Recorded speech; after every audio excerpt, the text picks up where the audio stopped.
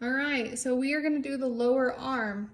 When talking about the muscles on the front portion of the arm, these are called your wrist flexors. So when you say wrist flexion, these flex the wrist. So wrist flexors. Now the divider between wrist flexors and then when you turn it over, the back of your arm and the wrist extensors, there's two divisions. First of all, the brachioradialis, which is originating from the upper arm, brachioradialis, is not a wrist flexor or a wrist extensor. So this is your boundary. When you turn it over to the other side, you find the ulna, and that is going to be the two things that divide your wrist flexors from your wrist extensors.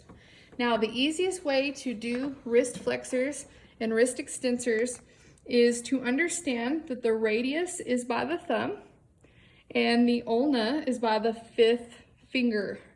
So the first muscle that is a wrist flexor is going to be called flexor carpi radialis because it's going to the wrist. Flexor carpi radialis. The next one goes straight to this palmar aponeurosis, so it's called the palmar longus. And then the one underneath the palmar longus is palmaris longus, is the flexor digitorum superficialis. And digitorum means it's going to go to the fingers, so it goes underneath the palmar aponeurosis to the fingers, to the digits 2 through 5. And then the last one is the flexor carpi ulnaris, which goes towards the ulna and the fifth metacarpal. So I'm going to go through those again. Flexor carpi radialis, palmaris longus. It is palmaris longus. Underneath the palmaris longus is the flexor digitorum superficialis, and here is the flexor carpi ulnaris. Now, all flexors are going to originate on the medial epicondyle of the humerus. Now I'm going to do wrist extensors. So you turn your wrist over.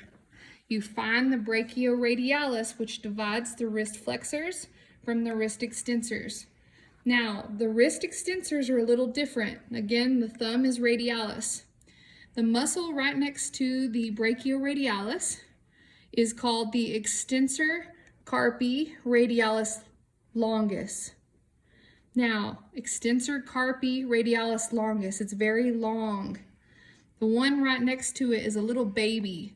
So this one is called extensor carpi radialis brevis. Brevis means it's tiny. Think of it, brevis is the baby. So brachioradialis, extensor carpi radialis longus, extensor carpi radialis brevis. Going to the fingers, the extensor digitorum. And then you find your ulna, and the one, number 32, that travels down the side right here is called extensor carpi ulnaris. Now, a couple of tricks. Anytime it says digitorum, the insertion is phalanges 2 through 5. Anytime it says radialis, it's going to insert on metacarpal 2 and 3. So radialis longus goes to metacarpal 2, brevis goes to 3. And anytime you say extensor carpi ulnaris and you use the word ulnaris, it's going to insert on metacarpal number 5. So you could do the same thing on the front. Flexor carpi radialis goes to metacarpals 2 and 3. Flexor carpi ulnaris goes to metacarpal number 5. Palmaris longus goes to the palmar aponeurosis. Flexor digitorum superficialis, it says digitorum, so it goes to phalanges 2, 3, 4, and 5.